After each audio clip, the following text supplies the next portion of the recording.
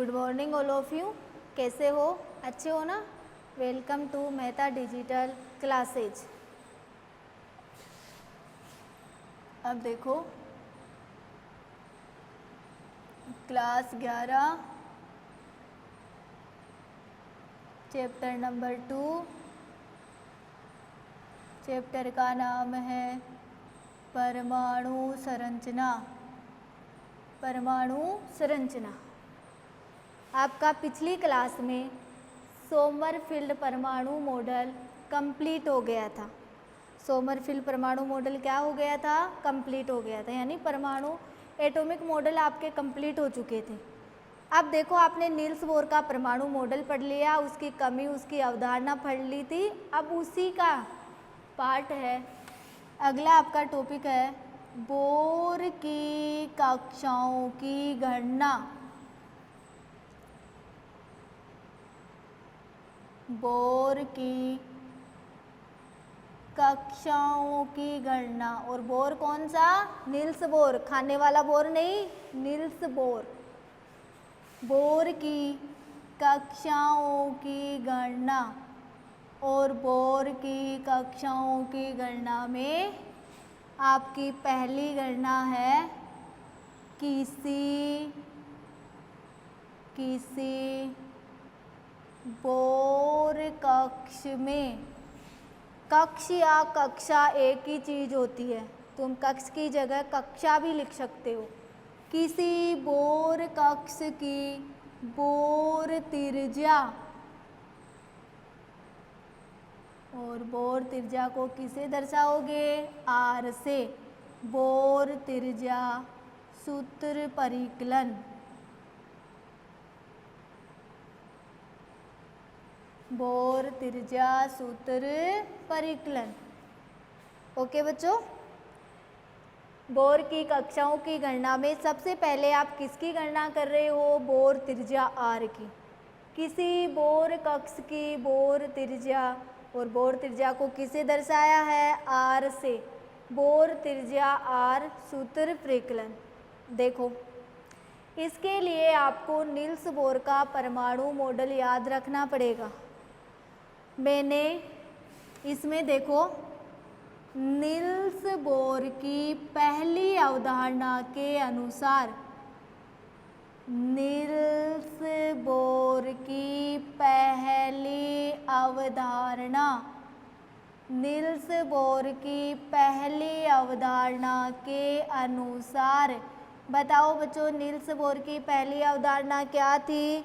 Niels Bohr की पहली अवधारणा थी, मैंने आपको कितनी अवधारणा करवाई? 4 करवाई थी, जिसमें पहली अवधारणा थी इलेक्ट्रॉन नाभिक के चारों ओर वर्ताकार पथ में चक्कर लगाते हैं तो 2 प्रकार के बल कार्य करते हैं, अपकेंद्रीय और अभिकेंद्रीय। ये दोनों बल एक दूसरे के विपरीत किंतु कैसे थे? समतुल्य थे। जहाँ पे आपने किया था अपकेंद्रीय बल mv² बटा आर और अभिकेंद्रीय बल किया था zd² बटा r²। फिर उनको दोनों को सोल्व करके आपने पहली अवधारणा की थी mv² बराबर ze² बटा r। ये नील्स बोर की कौन सी अवधारणा थी? पहली अवधारणा। इसको क्या दोगे? समीकरण नंबर 1। ओके बच्चों, अब देखो नील्स बोर की दूसरी अवधारणा के अनुसार, दूसरी अवधारणा के अनुसार नील्स बोर की दूसरी अवधारणा क्या थी? इलेक्ट्रॉन उन्हीं कक्षाओं में चक्कर लगाते हैं जिनके कोणीय संवेग का मान NH बटा 2 पाई का क्या था? पूर्ण गुणज था। तो नील्स बोर की दूसरी अवधारणा थी mvr बराबर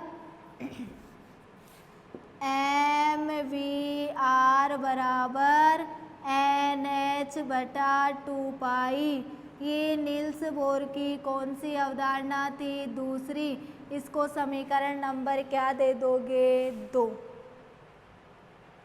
ठीक है, अब देखो इसको समीकरण नंबर 2 नहीं दोगे, इसका आगे और सॉल्यूशन करोगे। अगर आपको त्रिज्या का परिकलन करना है तो क्या निकालोगे? v। तो देखो v बराबर एन एच बटा 2 पाई एम आर। ये समीकरण नंबर कौन सा है? दूसरा समीकरण। अब देखो समीकरण 1 व 2 से, या तुम ऐसे भी लिख सकते हो, समीकरण 1 में v का मान रखने पर, समीकरण 1 में किसका मान रखोगे? v का। तो बताओ समीकरण 1 क्या है? एम वी स्क्वायर बराबर जेड ई स्क्वायर बटा आर। ये समीकरण नंबर 1 है ना, इसमें किसका मान रखोगे? v का। तो देखो m और v का मान आपके पास क्या आया है? एन एच 2 पाई एम आर आया है कि नहीं आया? इसका क्या कर दोगे? स्क्वायर बराबर जेड ई स्क्वायर बटा आर। ठीक है बच्चों, अब देखो M N square H square बटा 2 दूनी 4 pi square M square R square. N square H square 2 दूनी 4 पाई स्क्वायर एम स्क्वायर और आर स्क्वायर बराबर क्या हो गया? जेड ई स्क्वायर बटा आर। ओके बच्चों, अब देखो तिरछे गुणा कर दो। M N square H square R बराबर 4 pi square M square R square Z E square. अब देखो एक एम से क्या कैंसिल हो गया? एम। और एक आर से क्या कैंसिल हो गया? आर। और आपके पास क्या बच गया? एन स्क्वायर एच स्क्वायर बराबर 4 pi square M R Z E square. बच गया कि नहीं बचा बच्चों? अब देखो इसका मैं ऊपर लिख देती हूँ थोड़ा।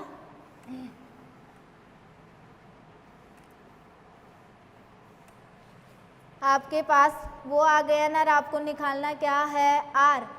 तो देखो आर बराबर करोगे एन स्क्वायर एच स्क्वायर बटा 4 पाई स्क्वायर एम और जेड ई स्क्वायर।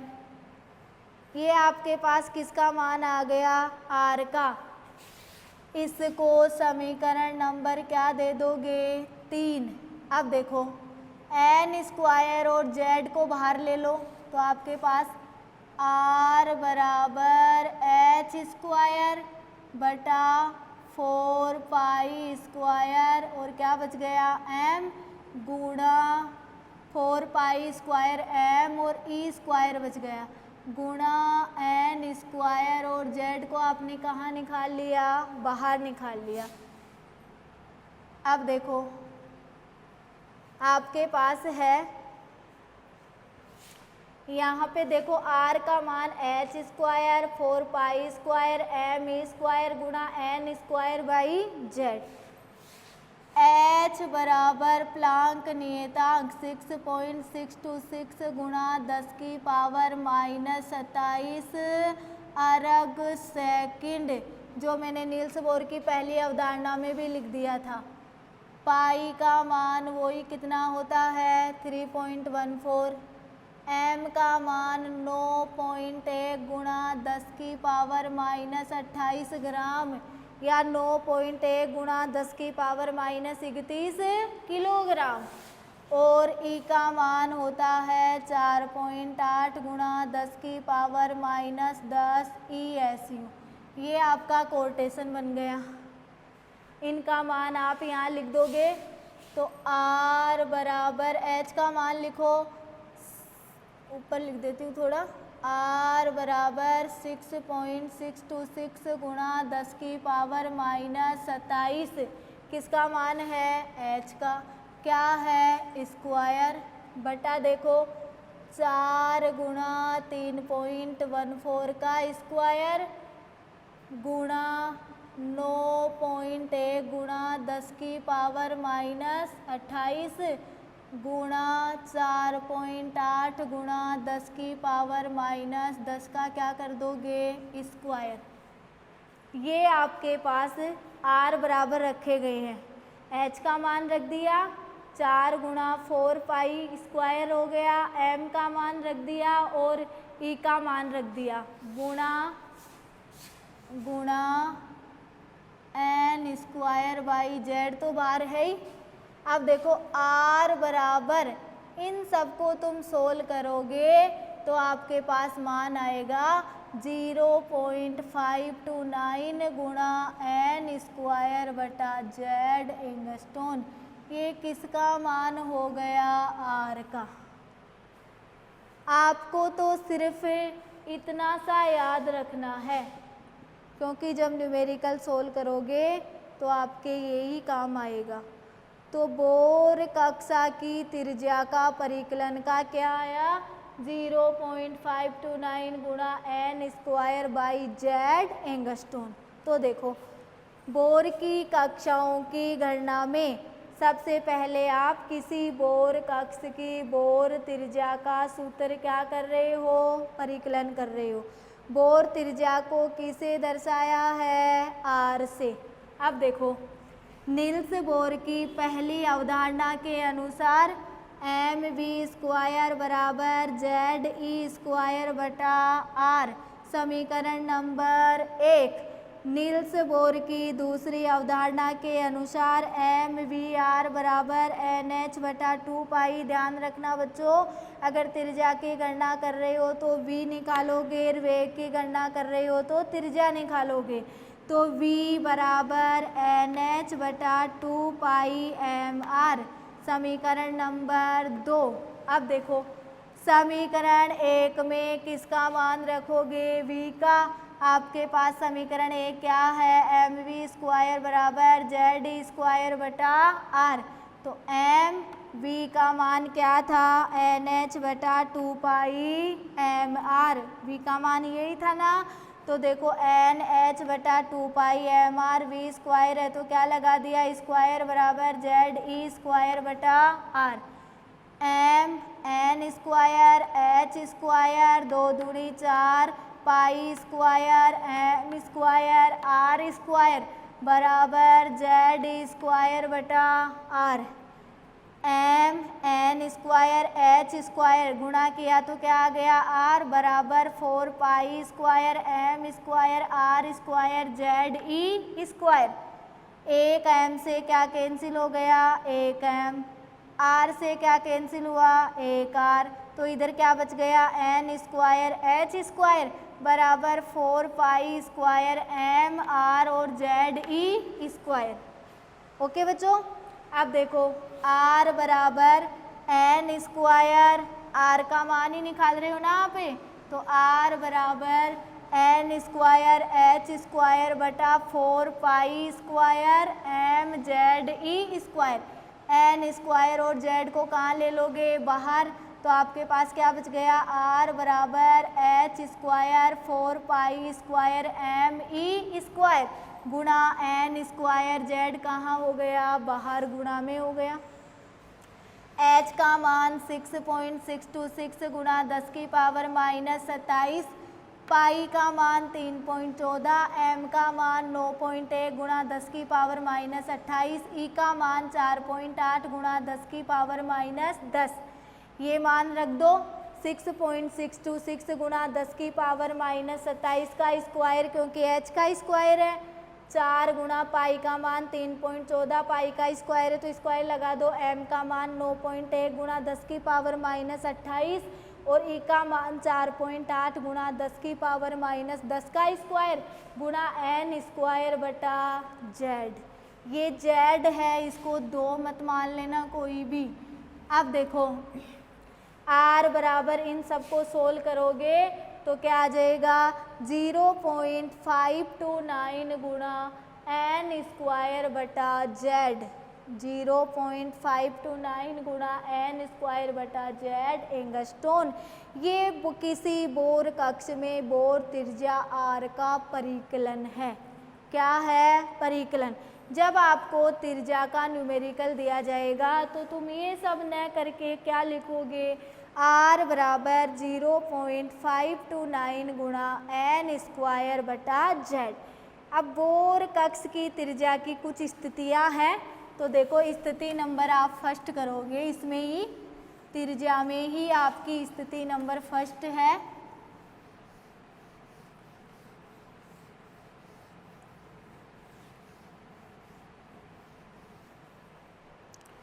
स्थिति नंबर फर्स्ट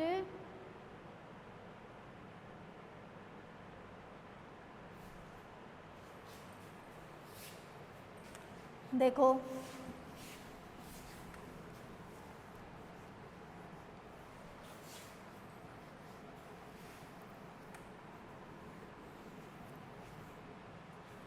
इसमें ही आपकी स्थिति फर्स्ट है। जब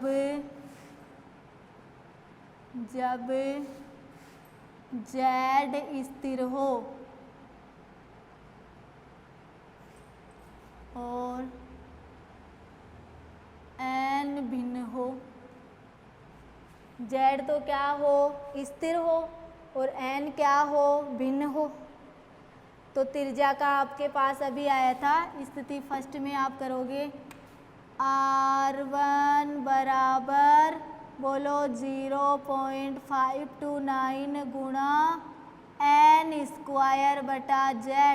z को तो इस तरह रखा है और n को भिन्न किया है तो r1 लिया है तो n1। समीकरण नंबर 1 r2 बराबर 0.529 गुणा n2 स्क्वायर बटा z। समीकरण नंबर 2, क्योंकि z को तो क्या रखा गया है, स्थिर, और n का मान क्या किया गया है, भिन्न किया गया है। समीकरण 1 व 2 से, समीकरण 1 व 2 से बोलो समीकरण 1 क्या है, r1 बाई r2, r1 का मान कितना है 0.529 गुणा n1 स्क्वायर बटा z। r2 का मान क्या है 0.529 गुणा n2 का स्क्वायर z। और ये क्या है, एंगस्ट्रॉन से क्या कैंसिल हो जाएगा, एंगस्ट्रॉन, वो टेंशन मत करो। 0.529 से 0.529, z से z, तो आपके पास आया r1 बाई r2 बराबर n1 स्क्वायर बटा n2 स्क्वायर। बोलो r1 के बराबर n1, r2 के बराबर n2, तो r प्रोपोर्शनल क्या हो जाएगा n स्क्वायर। r प्रोपोर्शनल क्या हो जाएगा n स्क्वायर। इसका मतलब n का मान बढ़ने पर, n का मान बढ़ाने पर r का मान भी बढ़ता है। n का मान बढ़ाने पर r का मान भी क्या होता है, बढ़ता है। और r प्रोपोर्शनल n स्क्वायर कैसे आया, क्योंकि 1 की बराबर क्या है 1 और 2 के बराबर क्या है 2, तो n यानी कोषों की संख्या, n का मान बढ़ाने पर r का मान भी क्या होता है, बढ़ता है। ये नील्स बोर कक्ष की बोर त्रिज्या की स्थिति फर्स्ट थी। और स्थिति फर्स्ट क्या थी, जब z तो स्थिर और n क्या हो, भिन्न हो। नोट करो सबके सब।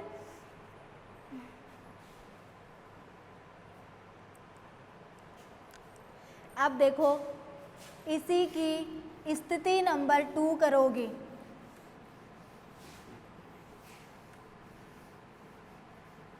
स्थिति नंबर 2 देखो, स्थिति नंबर 2 करोगे जब z भिन्न हो, z तो क्या हो, भिन्न, और n क्या हो, स्थिर हो। z तो भिन्न हो और n क्या हो, स्थिर हो। करो R1 बराबर 0.529 गुणा n को तो स्थिर रखना है ना, n स्क्वायर बटा z1 समीकरण नंबर 1, क्योंकि अब की बार आपने z को क्या किया है, भिन्न किया है। R2 बराबर 0.529 गुणा n स्क्वायर बटा z2 समीकरण नंबर 2।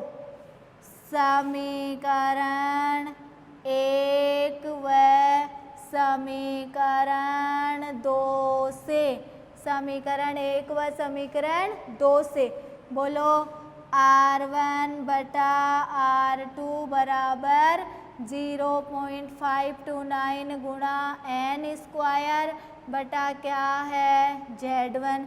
R2 का मान बोलो 0.529 n स्क्वायर बटा z2। बोलो 0.529 से 0.529, n स्क्वायर से n स्क्वायर, तो आपके पास क्या आ गया, R1 बटा R2 बराबर Z2 बटा Z1। बोलो 1 के बराबर 2, 2 के बराबर 1, तो R समानुपाती 1 बटा Z, R समानुपाती 1 बटा Z। ये करना आता है ना, 1 के बराबर 2 और 2 के बराबर 1, इसका मतलब R व्युत्क्रमानुपाती हो गया ना Z।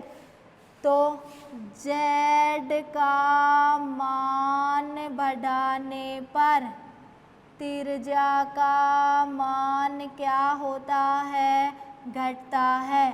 त्रिज्या का मान क्या होता है, घटता है। ओके बच्चों, तो स्थिति दूसरी थी जिसमें z तो भिन्न रखना था और n को क्या रखना था, स्थिर। n स्थिर है ना और z क्या है, अलग अलग। दोनों को सोल्व किया तो R1 बाई R2 बराबर Z2 बाई Z1। इसका मतलब R प्रोपोर्शनल 1 बटा Z, Z का मान बढ़ेगा तो R का मान घटेगा। ओके बच्चों, स्थिति फर्स्ट में R समानुपाती n स्क्वायर आया था और स्थिति सेकंड में R समानुपाती 1 बटा Z, यानी Z का मान बढ़ेगा तो R का मान घटेगा। ओके बच्चों, तो आपने बोर की कक्षाओं की गणना में पहली गणना किसकी की है, बोर कक्षा की त्रिज्या की R की, जिसमें R बराबर आपके आया 0.529 गुणा n स्क्वायर बटा Z एंगस्ट्रॉन। बस इतना सा याद रखना है, बाकी किसी को याद नहीं करना। मैंने आपको 0.529 कैसे आया ये दिखाने के लिए इतनी बनी डेरिवेशन की थी। ओके, अब इसी का मैं क्वेश्चन करती हूँ, त्रिज्या का ही। आपके पास क्वेश्चन नंबर 1 है।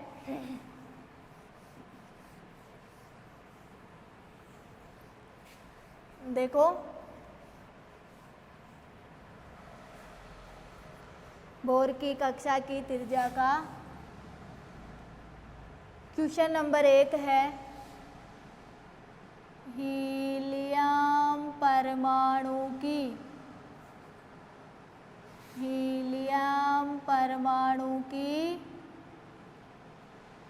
द्वितीय बोर कक्ष की त्रिज्या का, हीलियम परमाणु की द्वितीय बोर कक्ष की त्रिज्या का परिकलन कीजिए। त्रिज्या का क्या करोगे, परिकलन।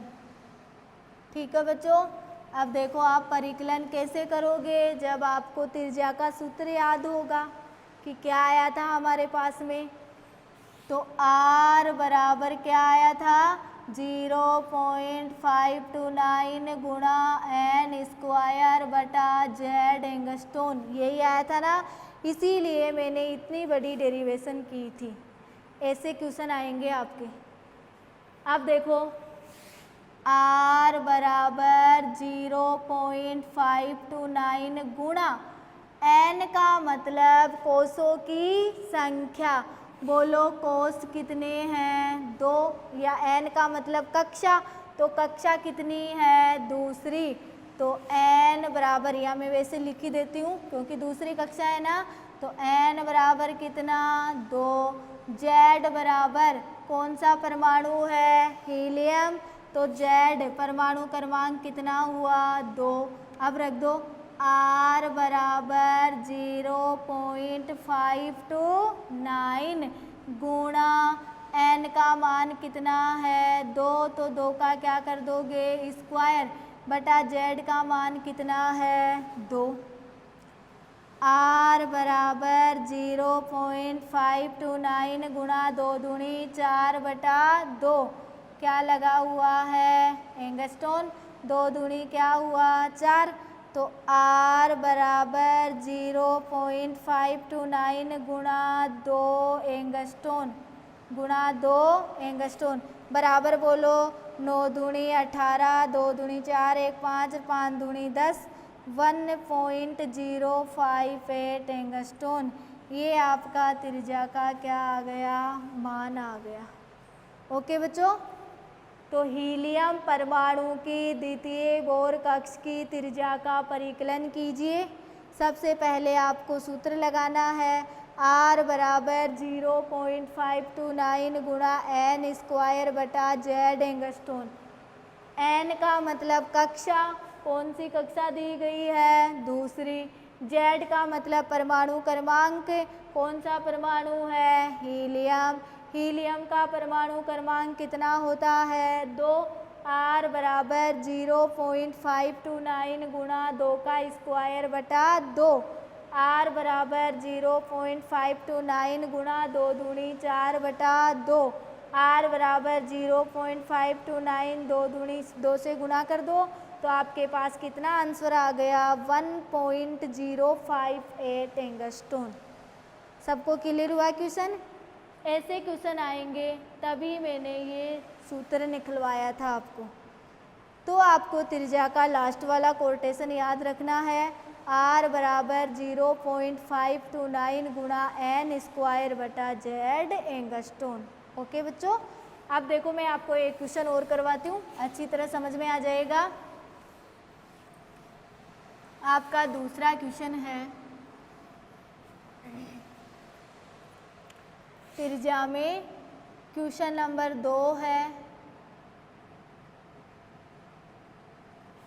लिथियम परमाणु की तीसरी